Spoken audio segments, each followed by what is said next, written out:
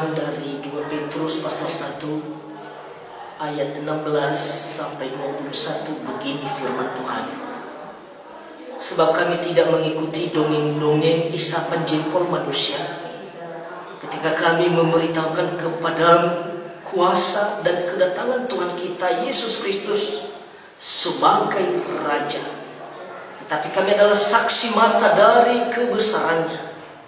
Kami menyaksikan bagaimana Ia menerima kehormatan dan kemuliaan dari Allah Bapa ketika datang kepadanya suara dari Yang Maha Mulia yang mengatakan, inilah anak yang kukasihi, kepadanya lah aku berkenan. Suara itu kami dengar datang dari surga ketika kami bersama-sama dengan Dia di atas gunung yang kudus. Dengan demikian kami makin diteguhkan oleh firman yang telah disampaikan oleh para nabi.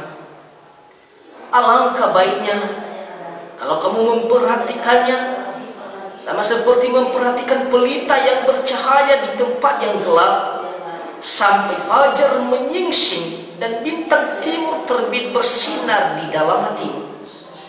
Yang terutama harus kamu ketahui ialah bahwa nubuat-nubuat dalam kitab suci tidak boleh ditafsirkan menurut kehendak sendiri.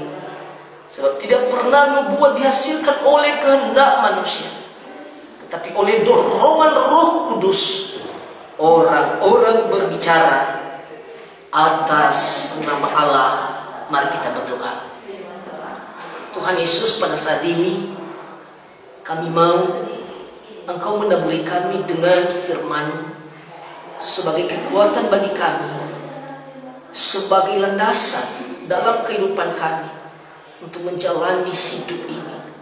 Tuhan, tolong kami, berfirmanlah dengan kuasa Roh Kudus. Amin. Bapak Ibu yang dikasihi oleh Tuhan Yesus Kristus, pada saat ini kita sangat bersyukur oleh channel Hunelada mengambil bagian dalam pemberitaan firman Tuhan. Bapak Ibu yang dikasihi oleh Tuhan, dalam kitab yang sudah saya baca tadi, dalam kitab 2 Petrus pasal 1 ayat 16 sampai 21, ini berbicara tentang surat Paulus yang dia kirim kepada orang-orang percaya, di mana pada saat itu di tempat ini ada beberapa nabi dan guru-guru palsu yang berusaha menyesatkan pikiran-pikiran orang, yang berusaha membawa orang-orang dalam pemahaman yang tidak benar. Bahkan apa yang disampaikan oleh murid-murid Tuhan Yesus, orang-orang yang benar tentang Yesus, mereka menyangkalnya. Bapak Ibu yang dikasihi oleh Tuhan, kalau kita melihat kitab 2 Petrus ini, dia mengangkat satu tema, yaitu kebenaran sejati melawan guru-guru palsu. Dalam hal ini, kitab 2 Petrus ini berbicara tentang kebenaran. Bagaimana surat ini memberitahukan serta memberi pernyataan bahwa nubuatan dan nabi palsu itu tidak benar, bahkan menyesatkan setiap orang. Kitab ini memiliki 2 tujuan penulisan. Yang pertama, menasihati orang percaya agar mereka dengan tekun mengejar kesalehan dan pengenalan yang benar akan Kristus. Yang kedua, membeberkan dan menolak tindakan yang berakal busuk dari para nabi dan guru-guru palsu di kalangan gereja yang sedang mau meruntuhkan kebenaran rasuli itu yang sejati. Nah, kebenaran dan rasuli, kebenaran yang diberitakan oleh rasul-rasul Tuhan Yesus, seakan-akan mereka membantah akan kebenaran itu. Kitab ini membantah pernyataan dari para nabi palsu dan juga guru-guru yang tidak benar. Bapak Ibu yang dikasihi oleh Tuhan, dalam kitab ini dia membicarakan bagaimana Petrus dalam suratnya ini membantah apa yang disampaikan oleh para nabi dan guru palsu itu.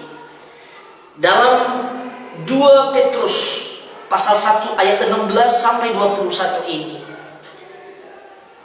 saya memberikan satu tema besar, satu tema umum, yaitu kuasa kedatangan Tuhan tak terkalahkan oleh kuasa apapun. Kuasa kedatangannya itu benar.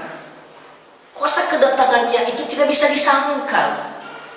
Bahkan guru-guru palsu, nabi-nabi palsu berusaha menyembunyikan, berusaha menyangkal. Tetapi hal ini bisa kita melihat dalam pasal 1 ini. Dia memberikan 2 kesaksian yang besar, kesaksian yang benar, yang tak terbantahkan.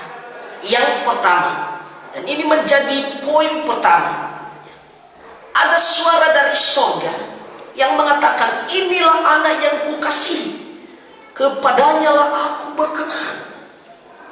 Suara itu adalah suara Tuhan, suara Bapaknya yang mengutus dia ke dunia ini, suara Bapaknya yang memberikan dia mandat untuk menjadi manusia. Itu tidak bisa dibantahkan. Murid-murid menyaksikan apa yang dikatakan oleh Bapa itu. Murid-murid mendengar. Mereka adalah saksi utama bahwa Yesus itu adalah anak yang diutus ke dunia. Bapak Ibu yang dikasihi oleh Tuhan, anak, ada 2 tugas dan tanggung jawab seorang anak. Tugas dan tanggung jawabnya yaitu mendengar. Ketika bapaknya berbicara, maka anaknya wajib mendengar. Dan yang kedua, ketika bapaknya sudah berbicara, dia sudah mendengar, maka keduanya dia mengikuti, dia melaksanakan apa yang menjadi tugas dari bapaknya. Yesus benar-benar melakukan ini. Kalau kita melihat dari Yohanes pasal 10 ayat 17, Yesus berkata, Bapa mengasihi aku, oleh karena aku memberi nyawaku untuk menerimanya kembali. Bapa mengasihi aku. Tetapi ada satu pekerjaan yang Tuhan Yesus lakukan, yaitu memberi nyawanya untuk menerimanya kembali. Apa yang diinginkan oleh Bapaknya. Bahkan kita melihat ketika Tuhan Yesus benar-benar memberi hidupnya, dia disalibkan, dicaci maki, mati dan dikuburkan. Tetapi satu nilai yang besar yang kita lihat dari Tuhan Yesus, ketika dia mengikuti apa yang Bapaknya mau, dia bangkit, diangkat ke surga. Ada 4 hal yang perlu harus kita ketahui di sini. Dan Tuhan Yesus sudah menjadi contoh, example dalam hidup kita. Tuhan Yesus memberi tubuhnya.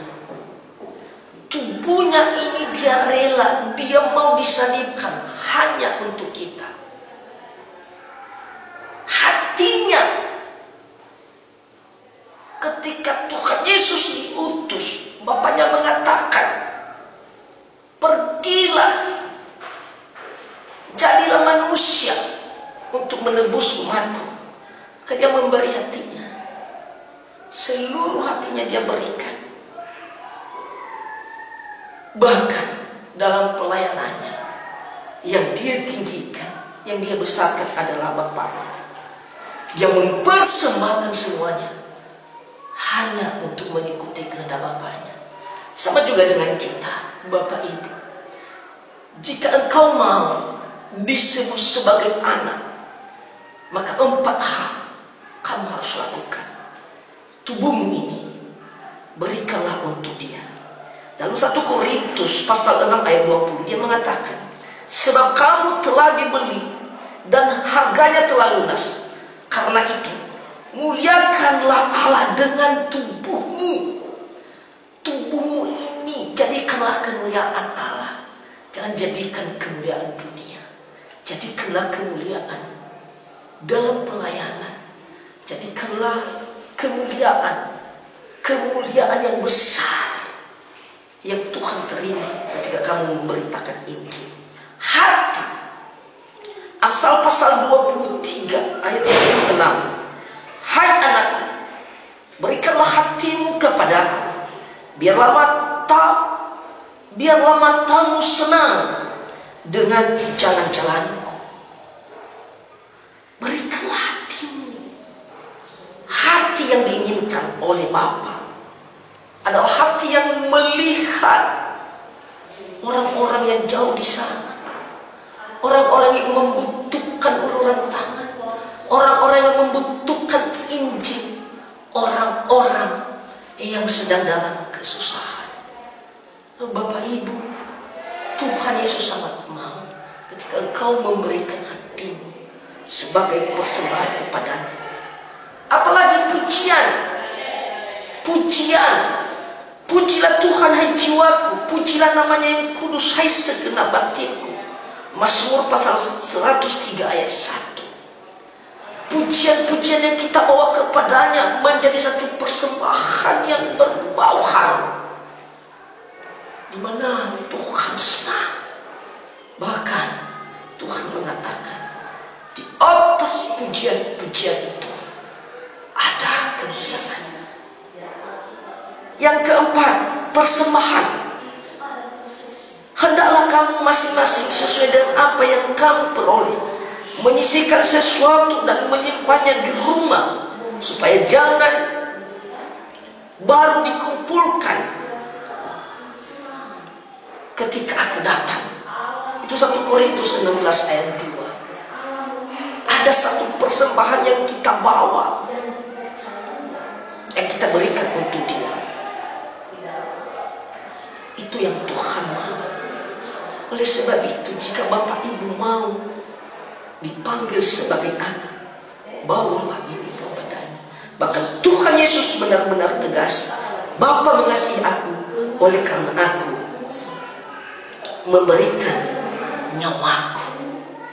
Maukah Bapak Ibu disebut dan dipanggil sebagai anak? Kuasa kedatangan Tuhan Yesus itu tidak bisa dibantahkan. 2. Nabi-nabi telah bernubuat. Sejak perjanjian lama, seberapa banyak nabi-nabi bersaksi bahwa akan datang Mesias itu sebagai penebus. Dia datang untuk membawa penebusan. Dia datang untuk membawa hidup yang kekal. Tetapi kesaksian mereka bukan dari mereka sendiri, tetapi itu dari Roh. 1 Yohanes pasal 4 ayat 3. Dan setiap roh yang tidak mengaku Yesus tidak berasal dari Allah. Roh itu adalah roh antikristus. Dan tentang dia telah kamu dengar bahwa ia akan datang, dan sekarang ini ia sudah ada di dalam dunia. Roh yang tidak mengakui Kristus adalah roh antikristus. Dan nabi-nabi di sini dia jelaskan, nubuat dalam kitab suci itu tidak boleh ditafsirkan menurut kehendak sendiri, tetapi nubuat itu dihasilkan oleh kehendak Tuhan, dorongan Roh Kudus. Itulah yang terjadi. Oleh sebab itu Bapak Ibu, apa yang disaksikan, apa yang diceritakan oleh para nabi-nabi zaman dulu, dengan tujuan di dalam Yesus itu kita bisa mendapat pembaharuan, kita bisa mendapat pembaharuan, Di dalam ayat ke-19 dan ayat 20 dia mengatakan, dia datang seperti cahaya yang bercahaya di tempat gelap dan bersinar di dalam hati. Ketika engkau menyaksikan, menjadi saksi akan kedatangan Tuhan, hatimu akan bercahaya, kamu akan bersinar, dan kamu bisa mendapatkan kebahagiaan yang sejati. Bapak Ibu yang dikasihi oleh Tuhan, biarlah firman Tuhan ini menjadi kekuatan kita pribadi lepas pribadi. Tuhan Yesus memberkati. Salam.